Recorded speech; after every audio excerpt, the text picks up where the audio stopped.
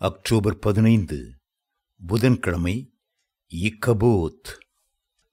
மகிமை இஸ்ரவேலை விட்டு போயிற்று என்று சொல்லி அந்த பிள்ளைக்கு இக்கபோத் என்று பெயரிட்டாள். 1 சாமுவேல் 4:21.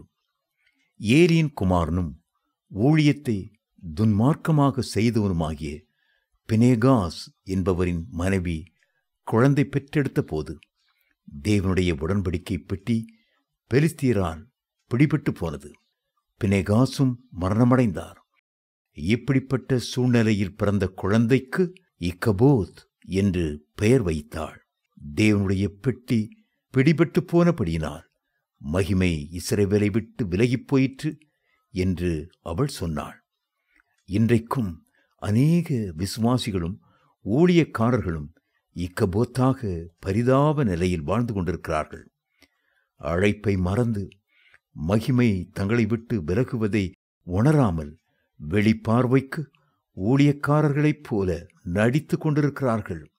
பரலோகம் அவர்களுக்கு இக்கபோத் என்று பெயர் சூட்டுகிறது.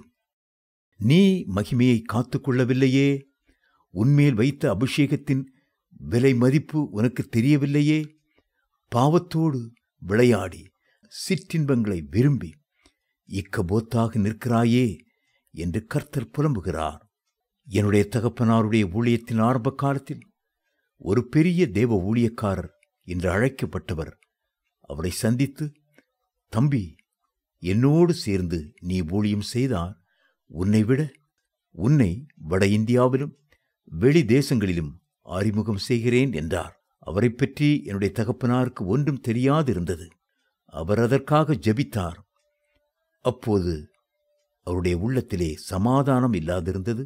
ஆகவே தன் சிநேகிதராகிய இன்னொரு ஊழியக்காரரிடத்திலே அவரை குறித்து விசாரித்தார். அவர், சகோதரனே, அவரோடு செல்ல வேண்டாம், அவர் ஒரு இக்கபோத், மகிமை அவரை விட்டு விலகிற்று, அவர் பாவத்தில் விழுந்து போனார் என்று சொன்னார். ஊழியத்திற்காக அழைக்கப்பட்ட அநேகர் கொஞ்ச காலமே பிரகாசித்தார்கள். அவருடைய வாழ்க்கையிலே சிறிய தவறுகள் பிரவேசித்தன. ஆனாலும் கர்த்தருடைய கிருபை விலகவில்லை. இதனால் அவர்கள் கிருபை பெருகும்படி இன்னும் பாவத்தில் ஜீவிப்பேன் என்று துணிகரம் கொண்டார்கள். இதனால் முடிவில் மகிமை அவர்களை விட்டு எடுபட்டு போயிற்று. தேவ பிரசன்னமும் எடுபட்டு போயிற்று. அவர்கள் ஒரு தரம் பிரகாசிக்கப்பட்டும் பரம ஈவை ருசி பார்த்தும் பரிசுத்தாவியை பெற்றும் தேவனுடைய நல்வார்த்தையையும் இனி வரும் உலகத்தின் பலன்களையும் ருசி பார்த்தும் மறுதலித்து போய்விட்டார்கள். எபிரேயர் 6:4-6 இன்றைக்கும் மனசாட்சியிலே சூடுண்ட பொய்யர்களாய் விளங்குகிறார்கள்.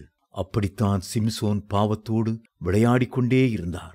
வேசியின் பின்னால் நடந்து கொண்டே இருந்தார். ஒரு நாள் தெலிலாள் மடியில் அவருடைய தலைமுடி சிரைக்கப்பட்டு போன போது ஆவியானவர் அவரை விட்டு விலகி இக்கப்போத்தாக ஆனார். தேவ பிள்ளைகளே, எல்லா காவலோடும் உங்கள் இருதயத்தை காத்துக்கொள்ளுங்கள். புத்திமதியை உறுதியாய் பற்றிக்கொள், அதை விட்டு விடாதே, அதை காத்துக்கொள், அதுவே உனக்கு ஜீவன். நீதிமொழிகள் 4:13.